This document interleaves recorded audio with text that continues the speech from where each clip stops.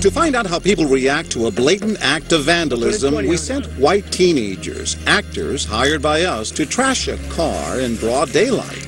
And then we watched as dozens of people walked right by. As it turned out, there was just one call to 911.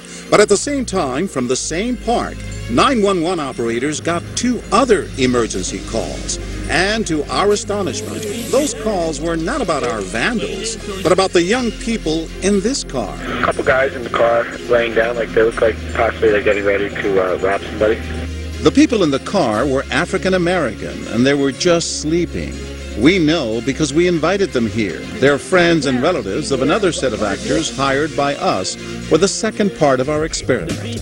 What'll happen if we change the race of those vandals? And if this group could trigger 911 calls just by dozing in their car, what'll happen when we send these black teenagers out to do some real damage? As she walks by the vandals, this woman is already on her cell phone. Yeah, I'm at the Ridgewood Vet Fund, and by the walking path, there's a group of 1, 2, 3 kids. And right on her heels, this man, cell phone in hand. 911, where's your emergency? Yeah, hi, I'm over in Ridgewood at the South River Park, Ridgewood Avenue. Okay, people spray painting a car? Yep. All right, we got it ready. We'll send it off. This woman asks the boys what they're up to. No, we ain't doing nothing, man. Just having fun, man. While maintaining a safe distance, she also calls 911. There's kids that are beating up on a car. How many kids? 3 kids, black or white. They all 3 look like they're just black. Black males. Yep. Are you gonna walk away like nothing happened? The police will be here. Huh? The police are coming. All 3 were angered by the vandalism, but wary of confrontation. Teenagers are kind of unpredictable. They seemed like they weren't afraid of being caught. I wasn't going to go especially right up to them because they had tools that could be used against me, and there's 3 of them and 1 of me. The destruction continues, and it's clear that in this predominantly white suburb, our 3 African-American vandals are generating more interventions and more calls to 911 than the white vandals. Neighbors pulling out the cell phones. One lady almost tripped, calling like, they're like, yeah. They're here. Hey, is that your car? No? Is it yours? No, but you shouldn't be doing that. I felt outraged. How dare you come to our backyard and do something like that in the middle of the day in front of our kids? I don't care where you're from. I don't care what color you are. You're doing something illegal. And so immediately I decided to call the police. Ridgewood Police, can I help you? Yes, hi. There's actually 3 kids in the park, and they're vandalizing a car. They're actually painting the car, and they're trying to break in the door right now. My husband was right to say that, what if those kids had a gun? And at that moment, honestly, I didn't think about that. The way I am, if I see something, I do something right away. What I found fascinating is that she defined that situation as her backyard.